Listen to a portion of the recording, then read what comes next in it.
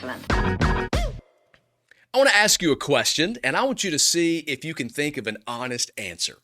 When was the last time that you were truly, completely bored? I mean, no phone, no TV, no emails, just sitting there with you and your thoughts. And if you're like most people, the idea of boredom, it's almost extinct. See, we live in a world where we treat boredom like an enemy, something that should just be avoided at all cost.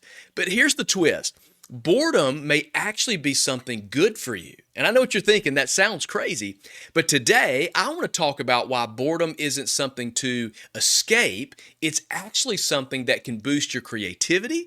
It can make you more productive. And I believe possibly even change your life. So go ahead and put down your phone, unless you're listening or watching the podcast on it. In that case, just carry on. But eliminate distraction, and let's talk about why doing nothing may be one of the best things that you can do. So welcome to the Mind Your Business podcast, the podcast for whatever business is on your mind. Let's get started. Well, that's excellent.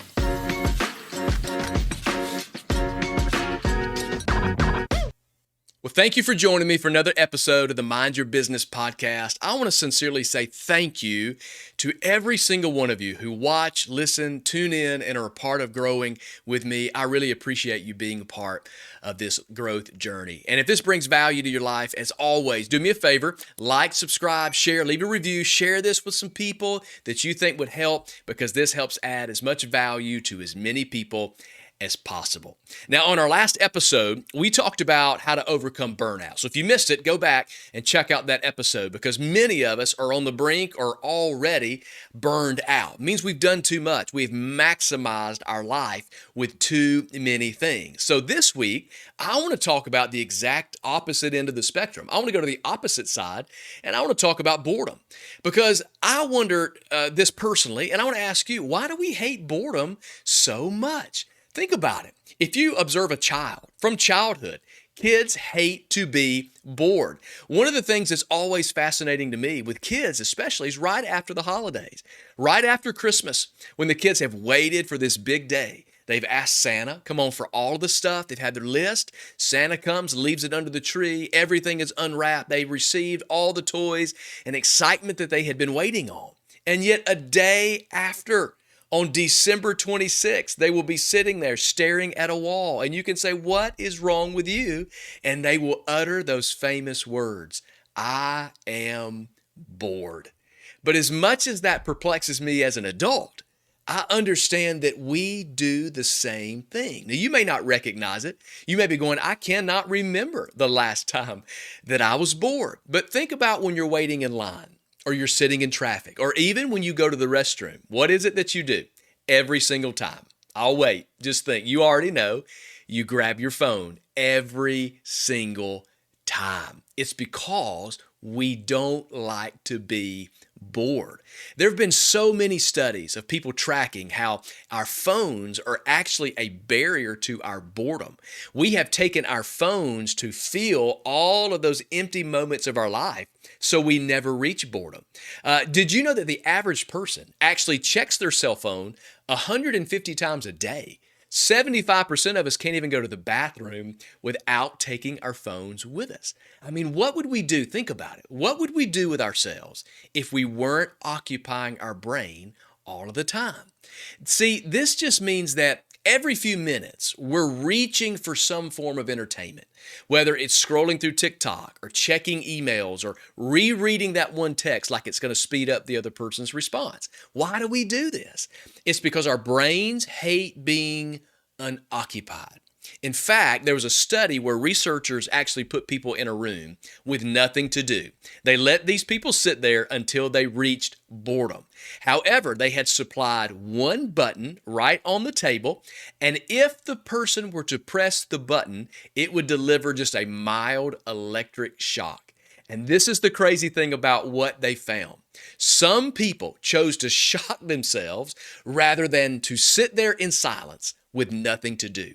This is how much we hate boredom, that we will press a button to deliver an electrical shock to ourselves to prevent ourselves from being bored.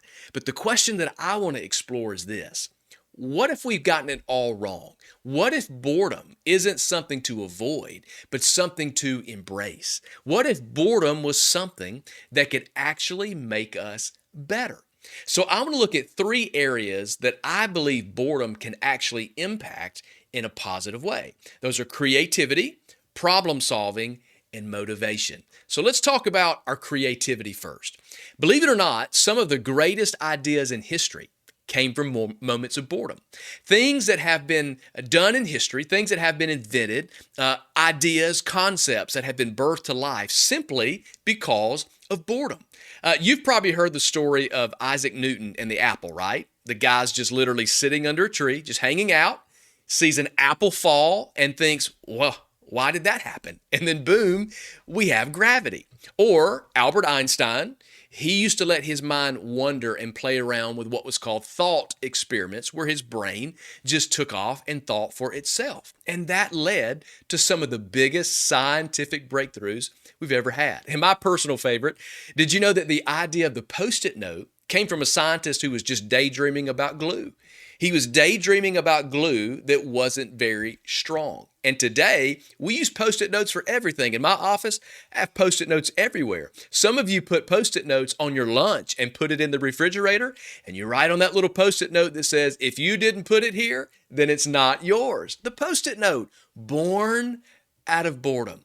And science backs this up. This isn't just a theory.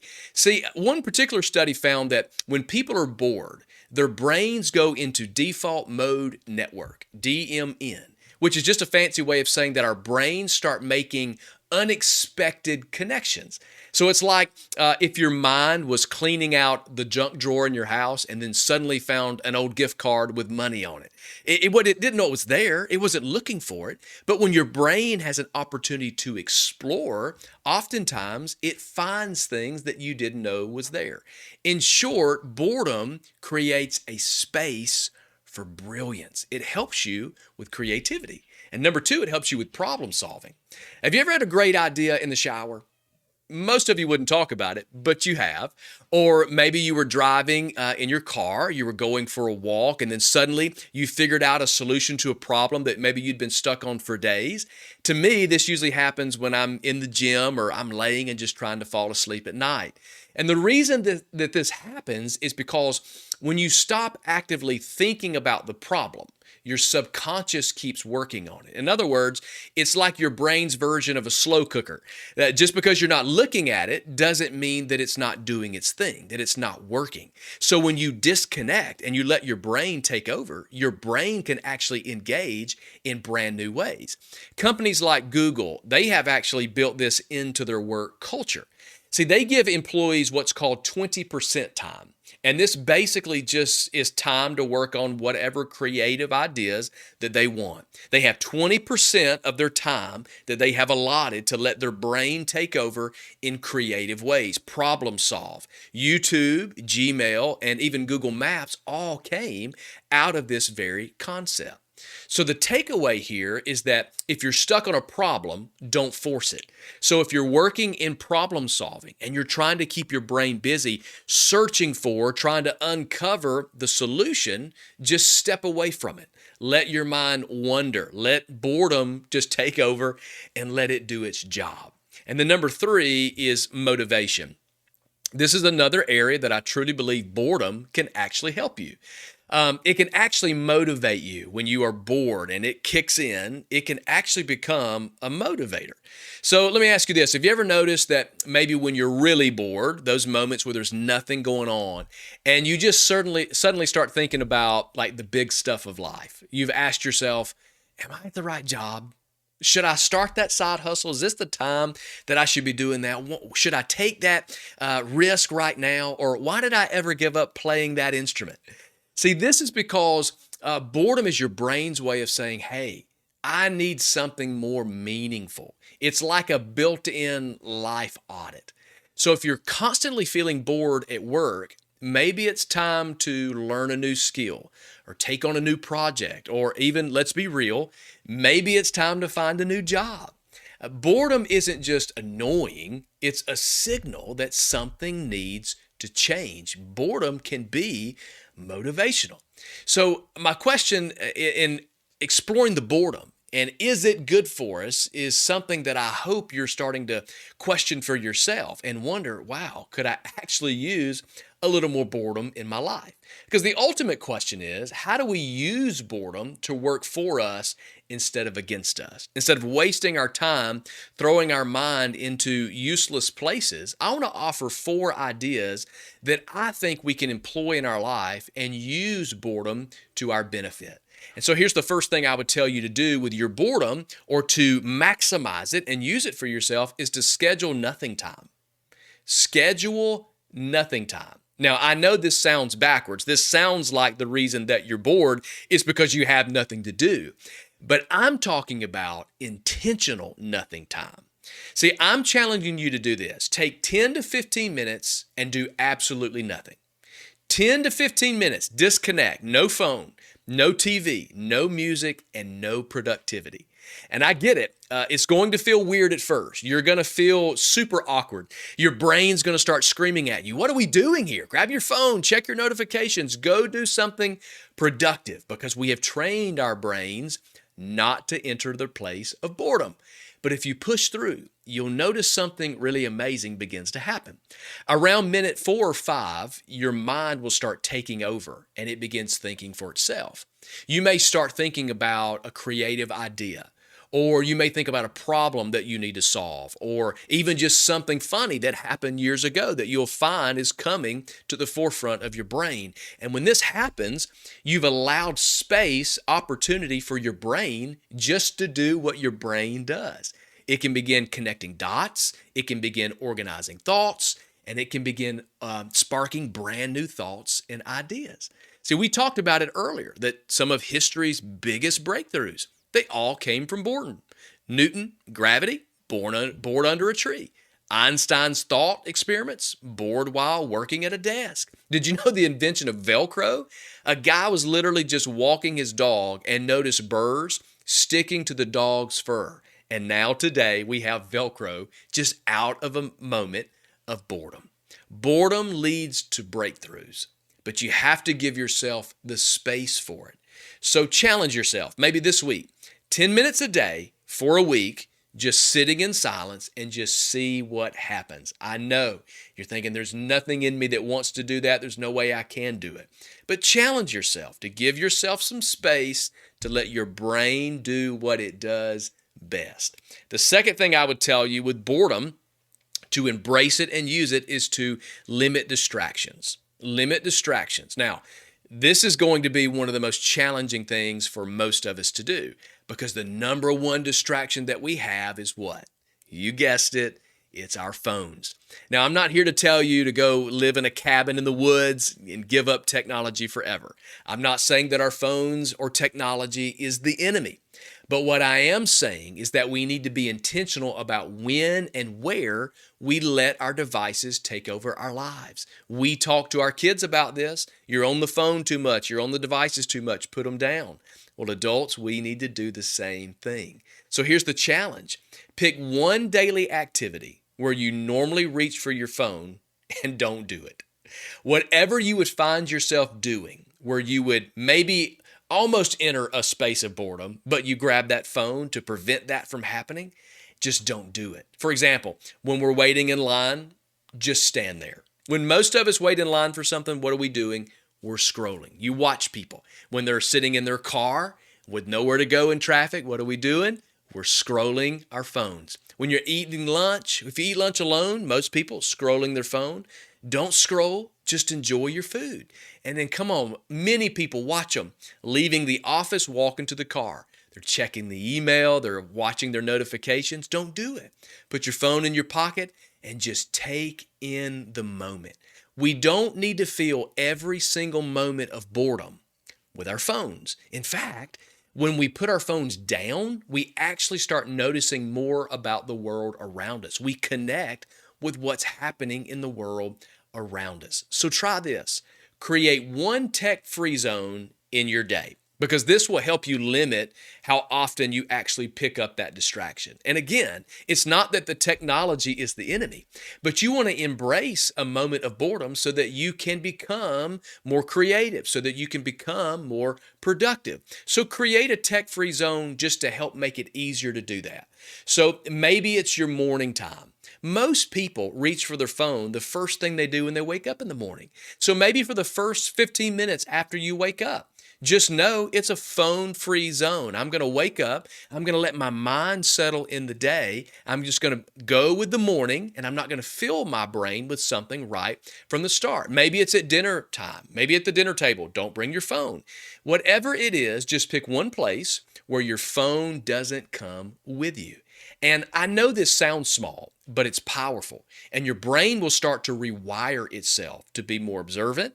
It'll become more reflective. And ultimately, you may even become more creative if you can embrace distraction-free moments where you let your brain take over in a moment of boredom. And the third thing I would tell you is to use boredom as a check-in. Use boredom as a check-in on your personal life. See, boredom isn't just a creativity tool. We've talked about creativity and problem solving, but boredom can actually be a signal in your life. Have you ever been bored out of your mind at work and just thought, man, is this really what I want to do for the next 10 years? Just looking around in the cubicle that you're in, on the job site, the people you're working with, and you thought, I just don't know if I want to do this for the next 10 years. Well, that's not just boredom that's taking over your moment. That's your brain actually nudging you to rethink some things in your life. See, boredom is like an internal check engine light. It's telling you that something in your life may need a tune-up. Now, don't get me wrong here. I'm not saying that in every boring moment of your day, it means you need to quit your job and go start a llama farm or something. I'm just saying that if you find yourself feeling consistently bored at work or even in your personal life or with your goals, it may be time to ask some bigger questions. So ask yourself questions like, am I growing in this particular area of my life? So in your job, as you sit there and you consider what you do every day and the difference that you're making and the people that you're working with, and if you feel like this unsettling in you and you're just bored to death every day, well, ask yourself, am I growing? Because that boredom may be nudging you that it's time for a new challenge. So ask yourself, do I need a new challenge in my life?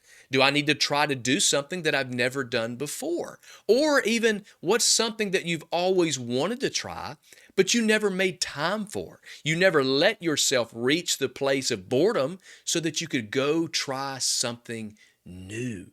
See, boredom isn't the enemy. Boredom is an opportunity. It's your mind's way of pushing you toward change. So the next time you feel stuck in boredom, don't just distract yourself. Ask yourself, is this a sign that I need to do something more? Maybe your boredom is nudging you to grow and to get better and to try something brand new in your life. So don't treat boredom like the enemy. Treat boredom like the secret weapon that can actually enhance the life that you're living. So the next time you're actually bored, instead of reaching for your phone or you're zapping yourself with electricity, because I certainly don't suggest anyone do that, just embrace it. Embrace the boredom. Let your mind just wander. Let your mind do what your mind wants to do and just see where it takes you, because who knows? Your next great idea, your next great adventure, your next maybe growth area in life may come from doing absolutely nothing. So today, I want to encourage you, give yourself time to be bored. You never know the difference that it may make in your life and in the future that you have to come. And if today's episode brought value to your life, do me a favor. I want you to like, subscribe, share, leave this review wherever you're listening to your podcast, because that's going to help me greatly. So go, be bored, and be better for it. And I'll see you on the next episode of the Mind Your Business podcast.